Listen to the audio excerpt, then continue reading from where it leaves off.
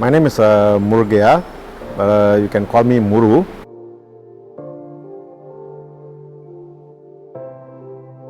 You see, from a driver, I work in a warehouse. From a warehouse, I become a storekeeper.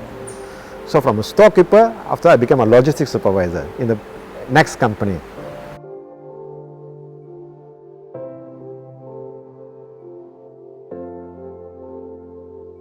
Well, in this company, I actually take charge of the HR, IT, warehouse operations, logistics, administration, general administration, office administration, projects, and liaising with these government agencies.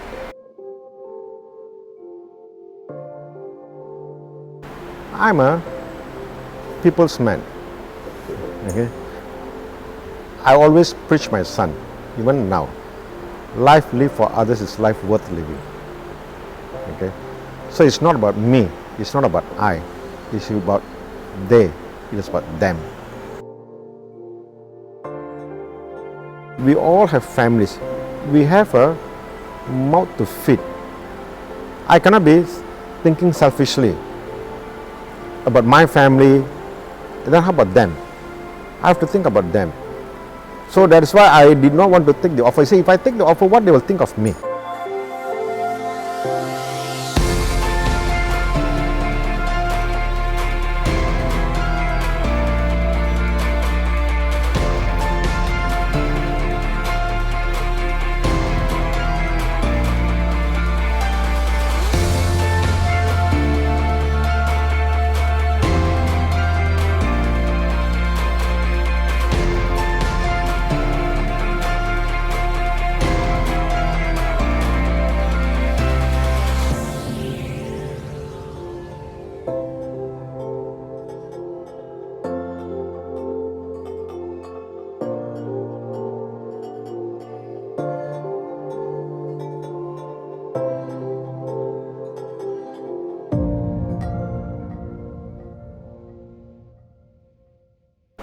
If you want to be a regular in the SCF, okay, number one, follow orders.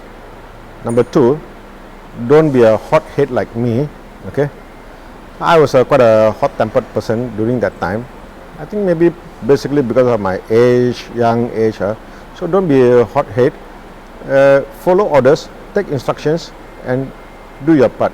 See, basically everywhere you go is the same.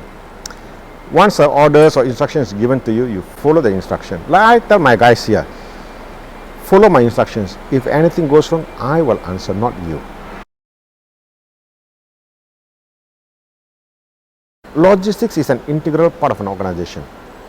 You see, anything, you see, logistics not necessarily has to be products. It can be also services. Not necessarily have to be products. Some people, when they hear the word logistics, they always think, many people, they think, oh, it has to be warehouse. See, many people relate logistics to warehouse and transportation. But it's not. Everything, as long you are moving something from point A to point B, that is logistics. As long there's an in and out, that is logistics. Our body is logistics. So the food goes into your mouth, and by the time it has been excreted, so the entire process from the in to out, that is entirely all logistics. Like you guys today came here. Okay. So you came with your preparation. That is your logistics. You bring all your stuff to conduct this interview. So you have your logistics planned well.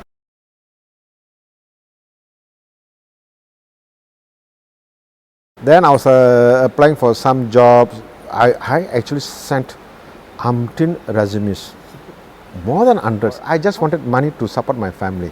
You see, I was not bothered about positions or work status or anything. Eventually, I joined a Japanese company, well recognized around the world. I mean, not only in Singapore. The group is a very big group in Japan. They have offices all over the world. I joined them as a warehouse supervisor in 2007.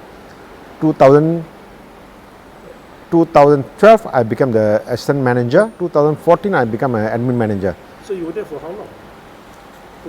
Almost 12 years. Almost 12 years.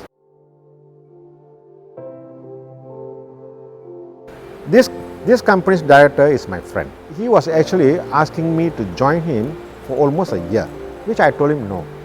I still have duties, I cannot do that. I will never leave my job and just cross over to another organization. I won't do that. I always want to be loyal to the person who have hired me. Ultimately, I decided to leave that company because the MD did not keep up his word. Then he said, oh, no, actually the next month we will give a bonus, performance bonus. I said, oh, okay. So performance bonus, I was okay. So, and he told this to all the managers. And I also told this to my staff. Okay, everyone told this, their individual department staff. So when February end came, my staff started to ask me, Mr. Muru, how come there's no bonus? I said, no bonus. I have not checked my salary yet. No bonus. Don't have. Then I went and asked the accounts manager, hey, you did not put in the bonus for the staff, for everyone? No, the boss never said anything. Boss never said anything. Did you ask the boss? No, never. I said, why? He said this in the meeting. Then why you never asked? So I went and asked other managers. They said, no. And nobody want to speak up. So I walked into my MD's office. I asked him, I said, hey boss, you said this month everyone will get a performance bonus. But I checked, no one received it. I am the MD. I make the decision. That is 100% egoistic action, speech. I went to submit my resignation letter to him. But you confirmed this job first? No. I just went to give him the resignation letter because I know my friend here, I know he's waiting for me. Many people talk to me, even the Japanese president, the group president, he was asking why Muru is resigning. But he also knows me. Okay, why I'm resigning. Did you tell him?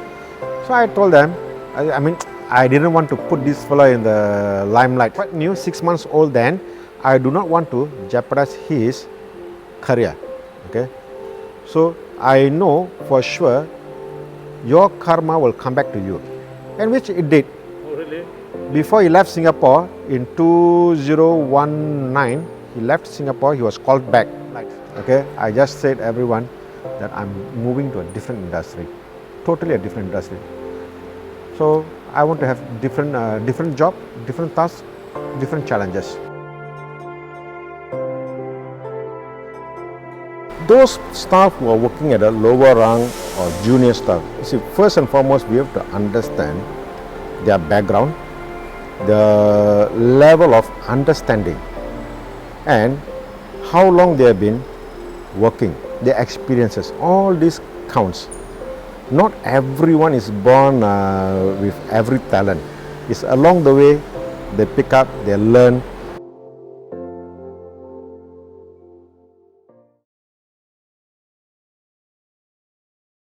We are not living in a utopian world.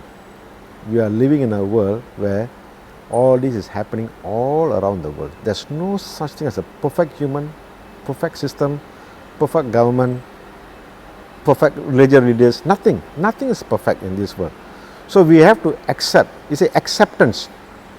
If you can't accept all these things surrounded you, one day you may not accept yourself.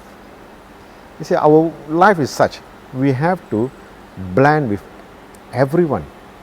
If you're going to push away those, of course, if the person is really incorrigible, then like what I say, as long you don't jeopardize the company's image, you don't jeopardize the teamwork, you don't jeopardize the operation, you are doing some minor mistakes, I'm okay with that. You see, last time, many years ago, I think when you were young, the society will always label a person xiao lang, mad fella, or this fella is mad.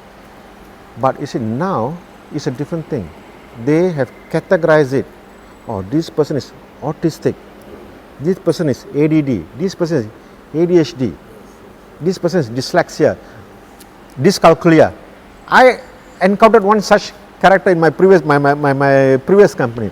This guy, okay, he always have problem with counting. So I thought he's making mistake. I always call him, hey, Ong, why you do this? Blah, blah, blah. Then one day I realized, hey, maybe no. I think there's some other issue. Then I asked him, I called him up, then asked him for simple calculation. He was not able to answer me. And then I know that this guy probably he is suffering from dyscalculia. But you see, all this has gone unnoticed during his young time. So that's why the correction never took place. My opinion, my personal opinion. Like I already said earlier, there's no such thing as a perfect world. There's no perfect world, there's no perfect human. What about perfect company? No. If you're going to have A grade workers from top to bottom, then what's going to happen is these A grade workers are going to compete among themselves. They're going to fight among themselves silently. They will be planning to sabotage each other. So you are going to have a hell of a problem at your own backyard. So it's always good to have a good mix. You should have A grade worker, you should have B grade worker, you should have C grade worker, you should have D grade worker. It's okay. You don't expect a company cleaner to make decision on behalf of the MD. So you see, you need people to do the cleaning job in the company. You need people to do the delivery job in the company. You need people to do the dispatch job in the company. You need people to do the warehouse job in the company. So-called the sales, the purchasing, the accounts, and running the operations. So all these people are of different caliber. You cannot hire degree holders to do all this job. No matter what in our life, everyone, every single person born in this world, they receive help, love and kindness from strangers. One good example is when you and I were born. Do we remember who was the midwife for our mother? We do not know. But there was someone helped our mother to bring us into this world. So when a stranger helped you to come into this world, so it's okay to help other strangers. So when you have love, there's kindness. It is intertwined.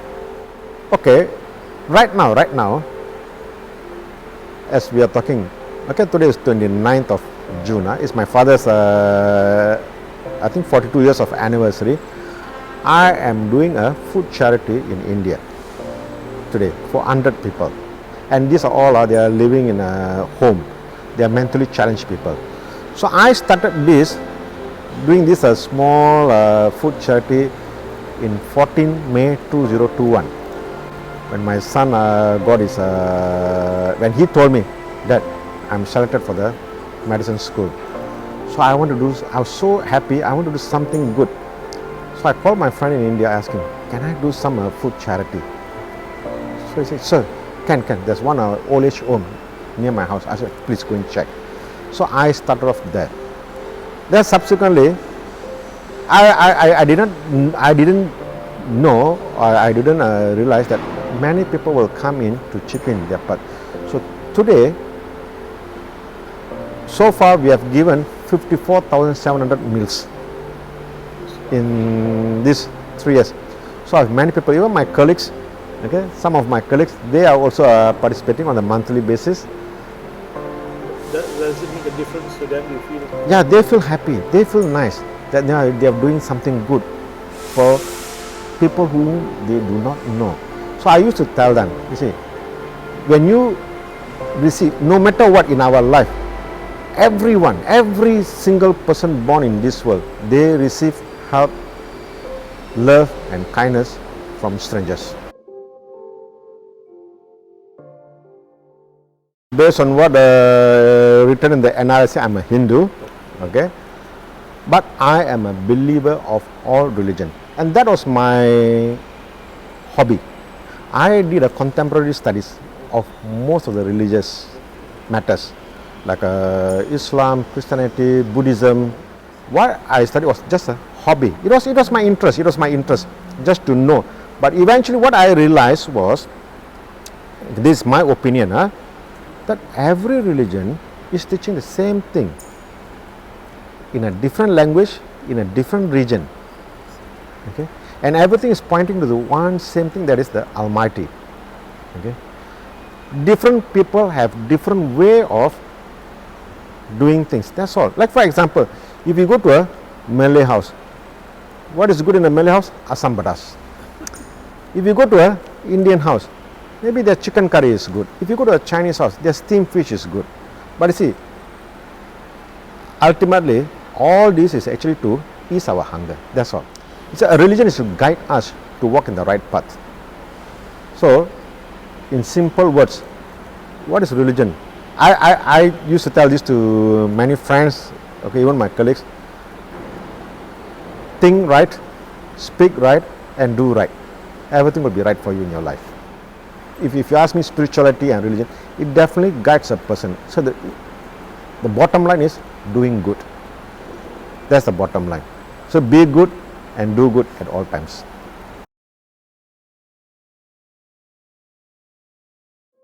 Whatever task is given to you by the company, don't reject it. Don't say this is not my job. That is how I learned many tasks. In my previous company, my boss, he gave me task after task. Although I was just a warehouse supervisor, but he gave me task after task, and he knew I can do it somehow. So I took that as an opportunity, as a learning opportunity. So I did not reject anything. I never say, hey boss, this is not my job. Why should I do this? No, never. I was doing it wholeheartedly. And every task I did, I enjoyed my task. I know I'm learning, and these are lessons which I know I can't learn in a university. All these are practical lessons. Okay, all these are practical lessons. So you see, my humble advice or suggestions will be this. When a task is given to you, take the task and do it wholeheartedly. Enjoy your work. The moment you start to enjoy your work, you will never get sick and tired of your work. No matter how much task is piled up on your shoulders, you will be able to execute it. So you must enjoy it. Work happily. My slogan here, come to work happily, and go back home happily. And to the employees, I will say this. Please work sincerely, loyally, honestly to your employer. If your employer fails to recognize all the effort you have put in, that is provided consciously, you should know you have done your best. Okay? And if your employer still fails to recognize all your effort, then I think you can go and look for another employer. So when you want to choose an employer, look at a company's background. Look at a company's benefits. Look at a company's welfare towards the staff. All this is important for you to work in a company. Don't just blindly go. I can't say all the employees will be the best employees, and I can't say all the employees will be the best employees. It's like a marriage in heaven, when you get the best employer and the best employee. For employers, I will say this. Do not see how thick your pocket can grow. Do not see how much bank balance you will have. Please have the heart to take care of your workers, because your workers are the backbone of your organization.